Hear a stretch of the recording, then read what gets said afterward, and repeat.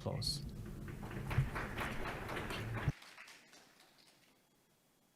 Hello and welcome, everyone. I hope you had a good break. I am delighted to be able to speak to you today. I still regret that I am not able to be there in person, and I'm hoping next year when we get together, I will be there and be able to share food and drink and stories with you as well as a talk. I've talked about the metaverse before. I've had a long history with the metaverse and thought maybe saying what we may think of one of the metaverses or a metaverse is dead, but there's a lot that we're doing that is continuing on.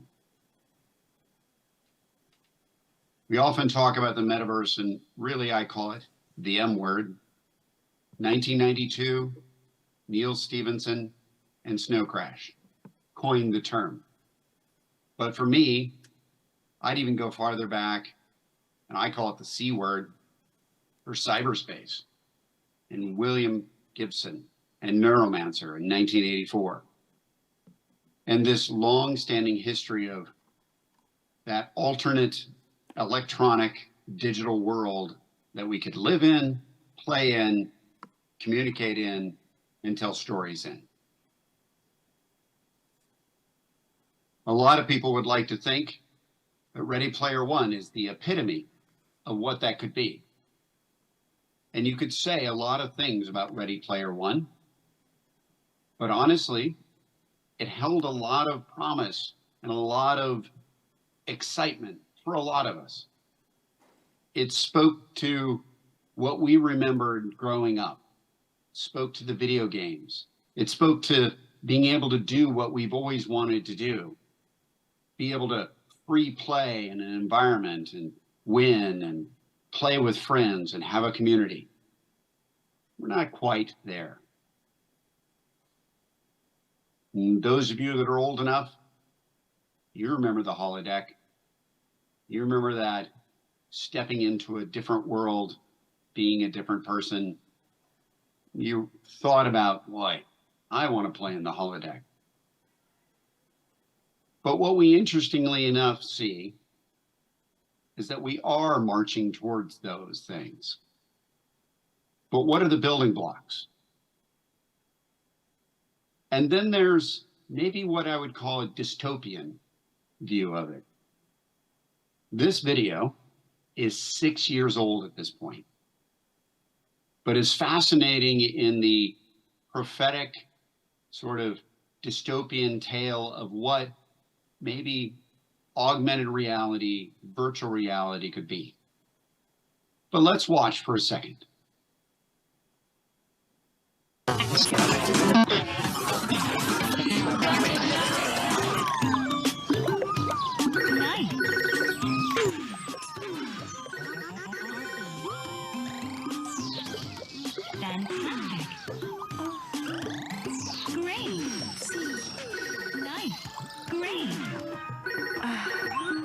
Más tarde, apúrate si quieres una buena calificación. Voy lo más rápido que puedo. ¿Has pensado en correr? Es saludable y eficiente. Seguro que no hay más trabajos disponibles. Estudié para ser profesora y estoy haciendo mercados. Y además puedes quedarte con los puntos de fidelización. Eres una monje afortunada. Tienes que confiar en la aplicación. ¿Te sientes inspirada? Gracias. Chao.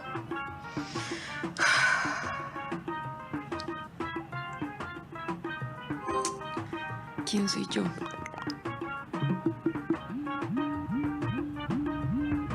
No, eso no es lo que quiero decir. ¿Para dónde voy? No. Puedo volver a empezar.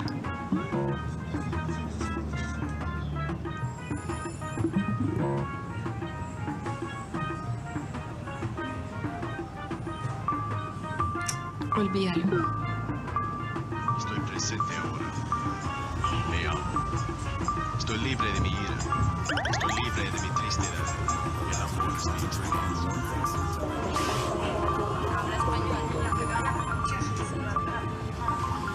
Adiós.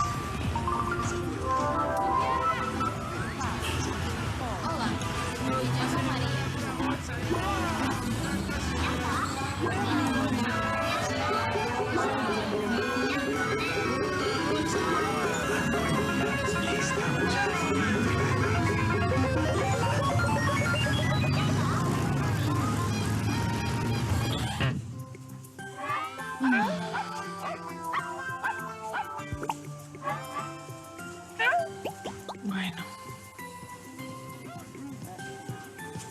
la otra vez.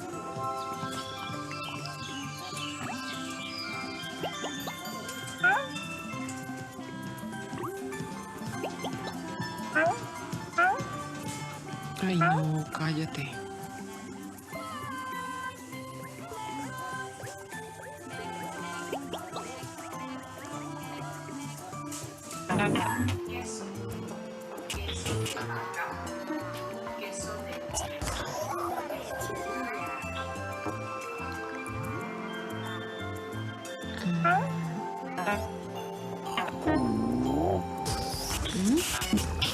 ¿Qué está pasando?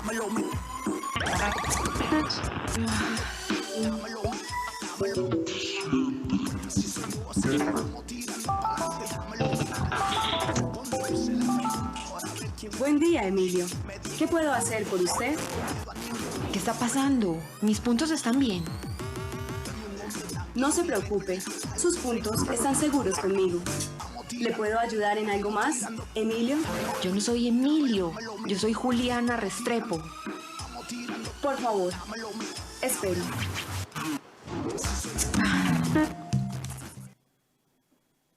So, if you haven't seen that piece in its entirety and the other pieces that the author created or the creator, it is a fascinating view into creation, the distribution, and the display.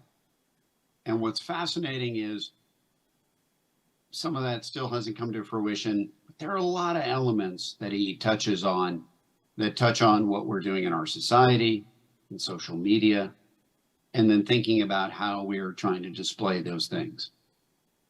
A prophetic set of pieces that he has done. Another one that I highly recommend is around the work and AI and the influence on us. But if I take these themes of create, distribution, display, and we explore these and think about what are we building, how are we building it, and where are we headed? Let's talk about world building for a second. Let's talk about creating those environments around us that we are digitally immersing our lives into. Taking images like this, which is actually digitally created in a movie, but could be a world that you immerse yourself in. And how we blend the real and the digital in a seamless fashion through our entertainment, but really a goal of saying, how can we step into this? In the cities we live in, but are they the cities we live in? Are they the places that we really know? Well, in this case, you may know this city created in Unreal, a fully digital city, a digital simulation, but having that element of, if it passed by you quickly in a movie or you started navigating through it, could it fool you? And starting to think about what we're doing and how we're building these things. Because when we talk about something like the metaverse or a metaverse or a set of metaverses, you have to think about what are the building blocks. You have to think about how are we building them and what are we combining together? And what are those necessary elements to create digital environments that are believable or enjoyable or things that we want to share? And being able to create content that starts to seamlessly blend between what we would say is a game, entertainment, the real, and the digital. It's fascinating. 네, 아주 매력적인 내용들이죠. 이때 이 공간을 얼마 전에 이 물리적인 공간을 이렇게 만들어 보려고 했습니다. 게임에 나오는 공간들이죠.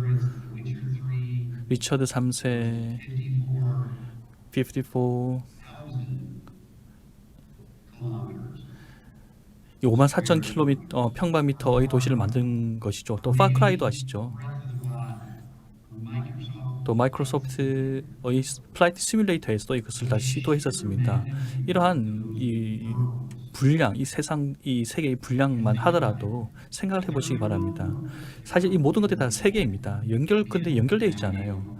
하나에서 다른 세계로 넘어갈 수 없는 것이죠. 자, 그러면 And what would you need to do to navigate across those different worlds? So these are the things that we have to think about. And as technologists, as creatives, as innovators, we have to think about, how do we create those moments? What are we contributing to building out those interconnections or those environments? I'm always a fan, and I will come back to, and you may have seen me talk about this before, but telling stories. Because I fundamentally believe that it is about telling stories, and that we've always wanted to tell stories and to be a part of a narrative. We may create that narrative ourselves, or we may join somebody else's narrative. We may find a social gathering that is involved in talking to one another. And what do? We tell stories. We tell each other how we did that day. We interact. We may even create together. We've been doing storytelling for a very long time. Since the beginning of man, or humans, and scratching things on a cave wall and telling a saga and leaving it for somebody else, or maybe telling it with somebody else. We've been building stories, and we've been looking for a canvas to tell those stories on. Or maybe a theater, and creating and transforming an environment and inviting people to witness or maybe participate. We've created and told stories where we've taken on different personas. We've become different people or different creatures. Now, maybe in the case of a play, we've done it by putting on different clothes or makeup. Maybe a character, a man has played a woman, or a woman has played a man. Or somebody has played somebody and you weren't quite sure. We've taken on different personalities, told different stories. All we're doing as we transpose into different ages is we're adding new tools to do similar kinds of things, maybe more effectively, maybe more ubiquitously, maybe across geographies. In the latest iteration of creation and content, something like virtual production has started. And again, virtual production is a new manifestation of trying to tell a story with a set of tools and getting flexibility.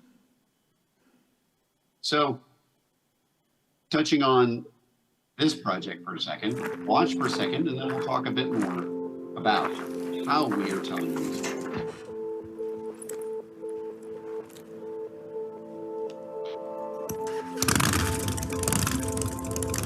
Great, let's cut and reset.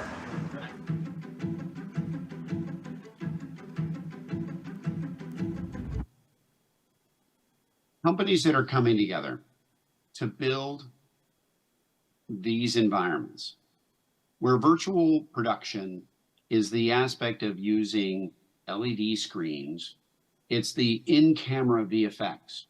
So it's the ability to focus on what used to be a green screen and then a lot of post work. Now, and again, an oversimplification, is the ability to say, what if we have that environment at the time of shooting there with an actor, and we can create these environments, and we can create these stories. And what can we do with that? So as you see playing out here, we're seeing a introduction of new tools. Now, we've been able, and we've for years put backdrops behind actors, or digitally projected into an environment, and an actor be in that environment. what you're seeing is that continual iteration of that. And some of it's experimentation, and some of this is starting to develop into new techniques for filmmakers and storytellers. And what you're seeing is the combining of technology that came out of the game world and combining that with the content production world and seeing this interesting intersection. And what we saw during the pandemic, like the rise of Zoom and the ability to do more virtually, we see that same thing happening with production. That forcing function that the pandemic caused, that pushed us to do new things because we had to. We may not be able to travel to a location. We may not be able to have as many people on set. So how do we use technology and technique to make up for that? So these kinds of things, you may ask, what does that have to do with the metaverse? But what you think about is how we're blending the digital and the real in seamless fashion. How we are creating a lens on something that you may not know is digitally augmented, and continually blending these worlds together.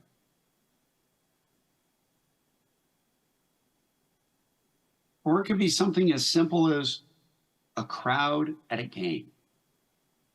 During the pandemic, they were having games, but no one in the crowd. And it didn't feel right. It's like attending an event when you're standing there all by yourself. It doesn't have the same kind of energy. So seeing companies creating, in this case, this was Fox and team, creating a digital crowd and having that energy there. So if you're watching this, you felt like the normal game. So some of these techniques, again, over the years, were a forcing function through the pandemic to understand how to do this. I personally worked on a project where we were developing digital crowds. The techniques have progressed so far to better enable building a digital crowd. The laborious work that we went through, now tools are replicating much faster and much easier. And so being able to breathe a vibrancy into a scene where more people are involved and do it in a way that is computationally achievable and creatively achievable, we've seen happen leaps and bounds. But talked about filmmaking, I talked about theater, but to think about it, the storytelling that we've done in games and in communities, a property like World of Warcraft, how many years have people been playing it, living in it, having friends in that environment? So you think about the worlds that get created around this. Some have storylines that are crafted. Some have worlds that encourage people to enjoy and to thrive and to do their own thing, maybe tell their own story. And we keep pushing the visual fidelity. We keep pushing, again, Skyrim being a very large open world, pushing that perspective, that visual acuity. But it's also a style. Not everything wants to try to move to photoreal. You think back to that Ready Player One moment, the mishmash of types of characters all coexisting. But that's what we see. The type of character that I would create and exist in this world wouldn't necessarily work or feel right in a World of Warcraft or a Grand Theft Auto. And that's where something like Roblox comes in. You think about Roblox, and maybe the differentiation here from a World of Warcraft is World of Warcraft was a set of stories crafted in a world that a team introduced players to, and they became part of a story. What we've seen over the years now is the rise of a platform, an infrastructure to enable users, players, to create their own worlds and their own stories. And this is becoming very powerful because what it's doing is exponentially increasing the storyteller aspect. If you think about traditional content 30, 40 years ago, for example, television was defined by three things: the type of content, the thing you watched it on, and how you got it. And today, all of those have been pulled apart. The only thing that television remains is a type of content, but how I get it and what I watch it on are many and varied. And we think about that. We think about how we create content, video content, and the number of different ways that today, if I want to create a piece of video and distribute it, I have many choices. I can do it. I'm old school. I would think of YouTube, but somebody would think of TikTok. And what is the next platform and the next platform, or the right platform for the right kind of content? And that's what you have to think about, is there's common infrastructure, but a myriad of choices and different kinds of access for the consumer and for the creator. Fortnite, another step along the way. But what I would like to point out is the Unreal editor for Fortnite has pushed that to that next level, launched at GDC 2023.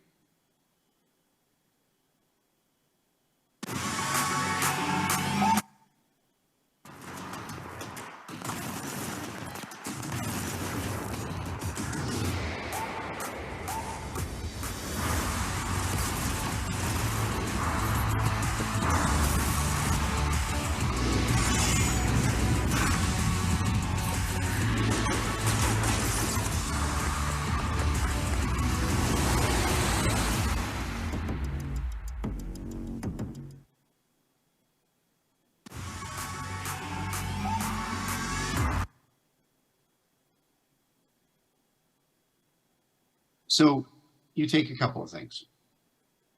The Unreal editor for Fortnite. So Fortnite already had a strong creator aspect to it. A company who was looking at proliferating an engine and an infrastructure across many different display devices. And it is now opening up a creative engine to go build and tell your own stories in a variety of different ways and a variety of different looks.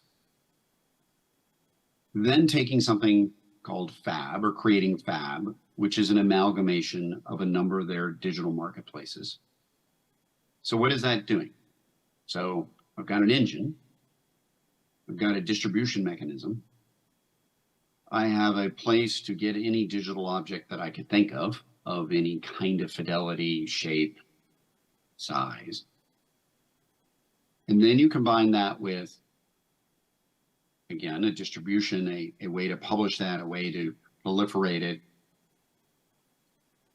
And then I think as well, and very important to think about, is a revenue model, a way that isn't just a publishing model.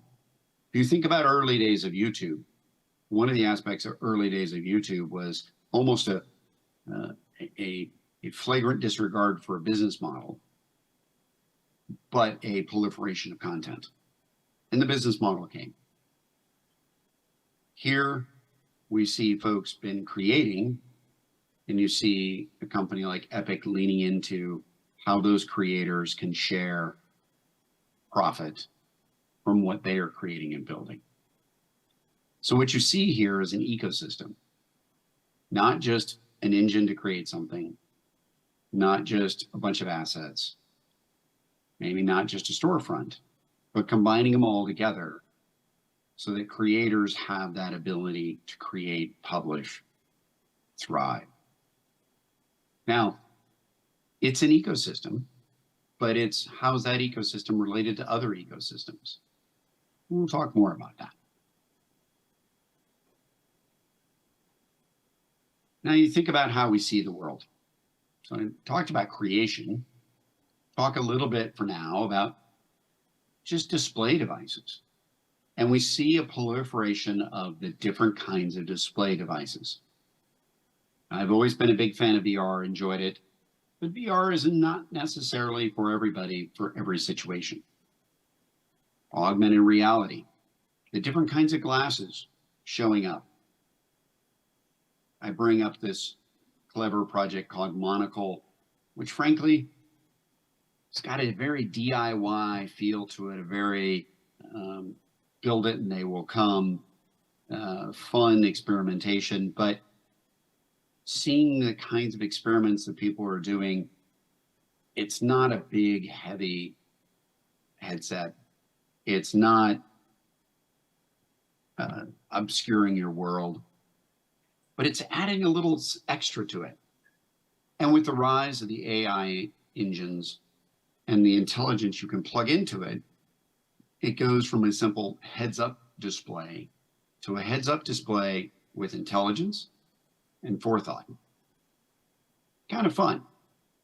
This is an example that they built, a set of students, where you can have an interaction with a friend over a cup of coffee or a dating app, and the kinds of information that you could get and query as you're talking to this person. Think about these things. You think about that video that I played, Hyper Reality, and you see the tendrils of those things. The ability to walk around your world, see what's going on, but also have a steady stream of information attached to that. Yep, we saw it with Google Glass. What's interesting is the iterations on this and the continual experimentation on that. Something like Madison Square Garden, their Sphere project in Vegas. Again, a different way to experience an immersion, frankly, a different way that we're going to create content, and a different way of displaying. Here's another example, the spatial reality displays that Sony has done in different examples. So let's watch some of these examples of, again, where we're piping content or where we're creating content that isn't necessarily a rectilinear flat screen, isn't necessarily a display on your face, but thinking about the iterations of them.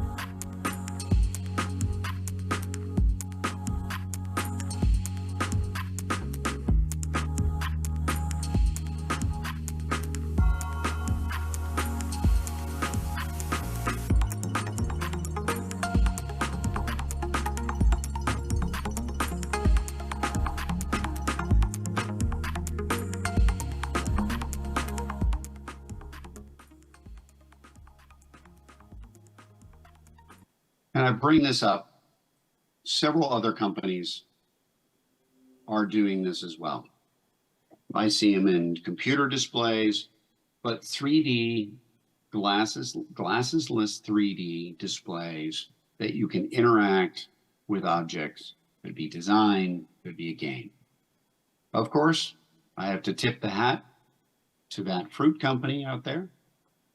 They just launched a product that is making a lot of waves as well. Again, someone entering the market like that company, Apple coming in, bringing a fresh breath to the XR business. Interestingly enough, not saying XR or not saying VR, maybe even avoiding it. But the reality is immersive environments that are AR to VR, so that opacity continuum of see-through to complete opacity, that idea that, again, trying to combine it into a lighter weight device, still working on it. Driving a compute engine, they call it spatial computing. A lot of people talk about spatial computing, and I think it's smart to pick it up and embrace it. And what have they done? They also focused on a development environment, partnering with somebody like Unity. So again, you look at and go back to the infrastructure, the tools that we need to build these worlds, you start seeing some common themes. You start seeing the groundwork here that we are continuing and hasn't stopped. It's had fits and starts. But we continually look and move this forward. I would say that what we see is a lot of successful examples right now that are not entertainment focused. Gaming, yes, but we also see a lot of enterprise, simulation, training, purpose-driven immersive experiences that really take advantage and drive the need for these immersive experiences. The AR experiences are out there. Some are more fun and frivolous. No one can argue with Pokemon Go. Gaming and location-based experiences, but that's a location-based experience and gaming. It has an AR element to it. But true heads-up display, navigation, how am I going to use that? Now, I grabbed one of these images off the web looking for an image for Apple. But this one made me laugh because the context of two people sitting, having a chat on a couch, and one of the people wearing this device. And you have to ask yourself, would you still feel comfortable staring at somebody wearing a device that you can sort of see them? Maybe if you're both wearing it? We still have a long ways to go. We have to think about shared experiences. We have to think about not isolating each other in putting a headset on. And I think we still have a lot of work to do. But the experimentation and the push and the investment by serious players like Apple is helping us move that forward. Who are we? Or maybe, how do we represent ourselves? Another interesting aspect to think about along this line. I like World of Warcraft, I won't argue, but thinking about how you build your character, how you develop an identity of who you are in this world. And then tools like MetaHuman Creator coming along. I was in the business of making digital humans for digital domain. A lot of hard work would go into making something that looked real or lifelike to try to fool people. And what we're seeing is a democratization of those tools to enable a broader set of creators to tell stories with real looking characters. Rolling. Action. I need performance capture to work like a mirror. I need it to capture whether I'm acting scared or angry, but also subtle emotions. But sometimes all I need is a look. Cut. And I think that's fun. The recent video from Epic, MetaHuman, was driving that with a cell phone. So simplifying the tools for facial capture to drive an experience, to drive a character. So maybe as I'm looking at this webcam and talking to you, I could be a digital character and have the same inflections, the same emoting, but maybe look differently. Maybe I am already. But the important thing is a number of companies are getting into this race and pushing the technologies. So again, I was showing you MetaHuman Creator from Epic, but Ziva Dynamics also making amazing Hello, characters. and welcome to a face trainer documentation video using the GRT face trainer package. Okay, so GRT face trainer is a revolutionary new algorithm. It's a cloud-based facial training package developed by Ziva Dynamics to create ultra photorealistic, hyper.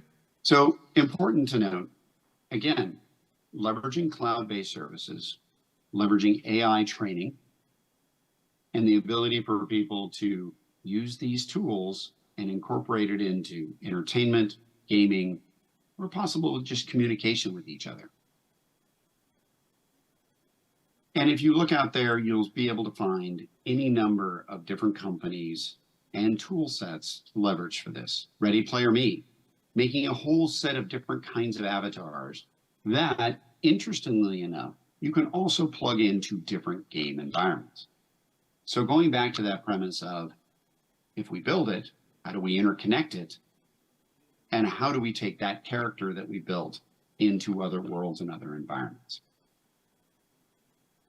Real Illusion team and their tools. So again, you'll find tools and services that start to meet the needs of the creator and what they want to create for what environment they want to create. Taffy being another new service, or new to me. You look there, it's 2016, but a number of these things have just started to come into their own through processing, better availability of AI processing, and also the goal and the desires to start interconnecting these things. Go back to Roblox. Again, it doesn't have to be a realistic digital human, but can you make a character emote? Can you have feeling, especially how you interact with other folks? Driving with a simple webcam and making your character feel and be real or lifelike. Evolving into the world, volumetric capture, becoming higher fidelity, starting to come into real time, but the ability to capture characters in full 360, characters being actors, people, animals, and then bring them into a digital environment and start to manipulate them. So here, this person was captured, and now we're playing with it, the hands flying, but our friends at Wild Capture. So again, having that fidelity that isn't going and having to create a fully digital character, but to have a character in a digital environment. You see that in culmination. Corey here, who I call one-man wrecking crew, creating Blue and the content that he's created, but doing everything from the digital environment to the capture. What's going on, everybody?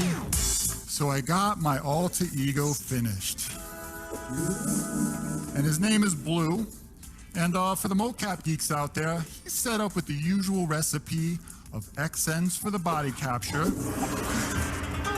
Manus gloves for the hands, AR kit for the face,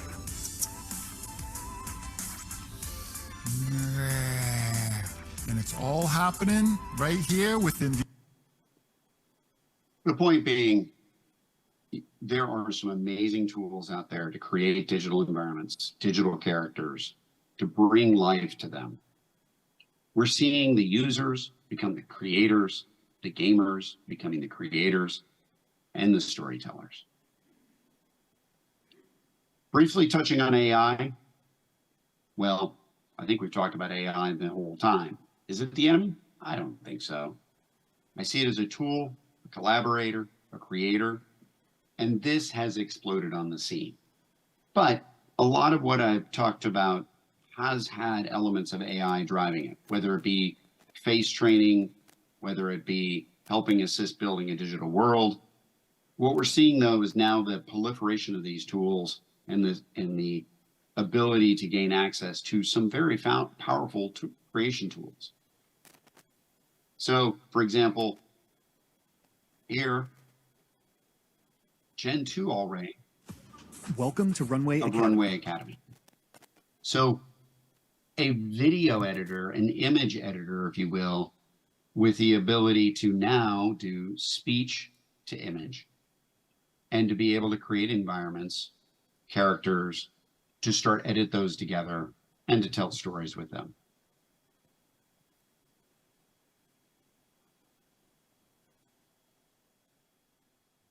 They say all great stories start with a sense of wonder. And what if... Or, in the case of Wonder Dynamics, another aspect of that. Oops. Let's try that again.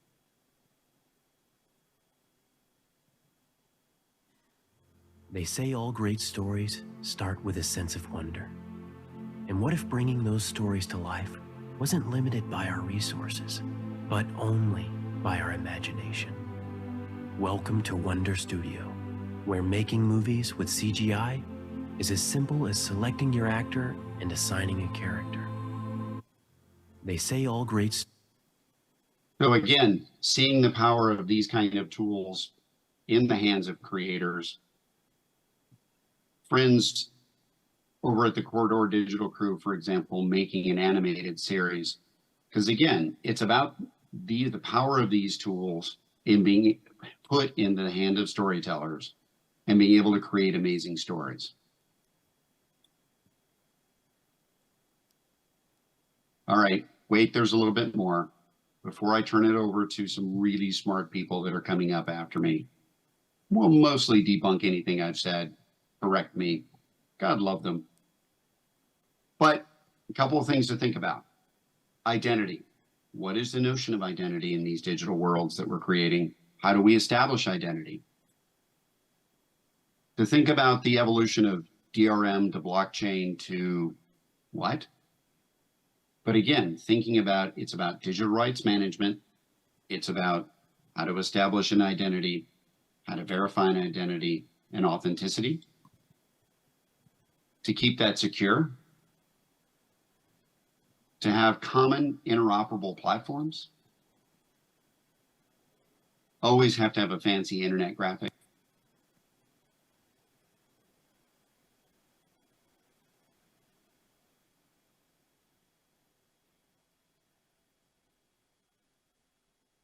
It's to talk about the web standards and how we leverage them. So final thought for everyone. Oh, wait, that's an AI generated image. Well, that's an AI generated image. Oh yeah, the metaverse. Oh, well, this was an AI generated metaverse. Didn't work out so well. So maybe that is my final thought. There is still room for a little bit of editorial control and a little bit of creativity. So I'd like to leave that I still think this is all a work in progress, but it's a lot of great progress and a lot of great possibility. And with that, I would like to turn it over to some amazing people who are now going to dive in and tell you the real story. So thank you. Thank you very much. We thank you so much, Mr. John Canning. 여러분 큰 박수 부탁드릴까요? 멋진